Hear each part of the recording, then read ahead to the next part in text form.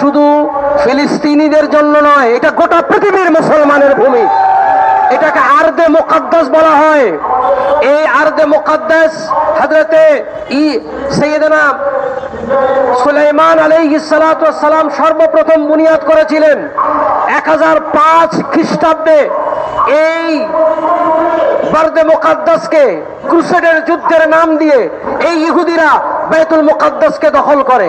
সালাউদ্দিন আইয়ুবী সেই বাইতুল মুকাদ্দাসকে আবার বিজয় করেন, আর সেখানে ইহুদিদের আধিপত্যকে নষ্ট করে দিয়েছিলেন এবং তুর্কি গভর্নমেন্ট তাকে ক্ষমতা দিয়ে সেখানে মুসলমানদের আধিপত্য রেখেছিলেন।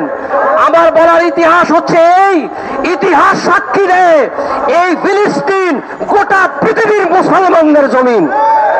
তাই মুসলমানের কোন পবিত্র ভূমিতে মুসলমানের প্রথম কিবলা, সেই ভূমিতে যদি ইহুদিরা তাদের আধিপত্য বিস্তার করতে চায় তাহলে পৃথিবীর মুসলমানরা কোথাও বসে থাকবে না। আমরা আজকে ধিক্কার জানাই, আজকের জাতিসংঘকে ধিক্কার জানাই। এরা কোন প্রতিবাদ না মুসলমানের কাশ্মীরে করেছে, না পৃথিবীর মুসলমানদের কোন ক্ষেত্রে করেছে, না ফিলিস্তিন প্যালেস্টাইনের সমাধান করেছে।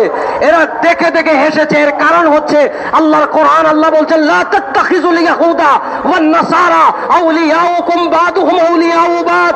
এ মুসলমানরা জেনে রাখো, ইহুদি এবং খ্রিস্টানরা একে অপরের বন্ধু, তারা তোমাদের কখনো বন্ধু না। তাই আমরা আজকে দাবি করব এই জাতিসংঘের উপর ভরসা করা যাবে না, মুসলিম জাতিসংঘ গঠন করতে হবে। এইটা এরদোগানের নেতৃত্বে চাই। এরদোগান তুর্কিদের এই লিডার, সারা পৃথিবীর মুসলমানের জন্য গর্ব।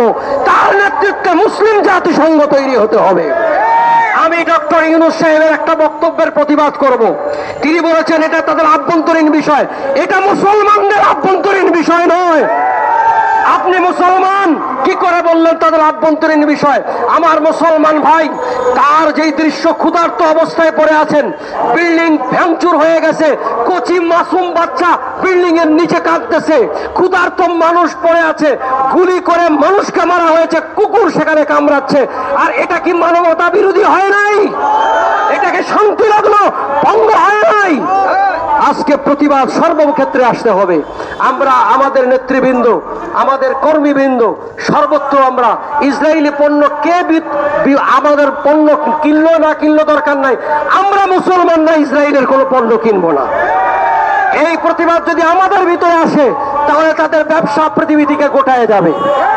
আল্লাহ তাআলা মুসলমানদেরকে ঐক্যবদ্ধ দান করে দিক। আল্লাহর হাবিবের হাদিস আছে, ফিলিস্তিন মুসলমানের জমিন হবে ইনশাআল্লাহ।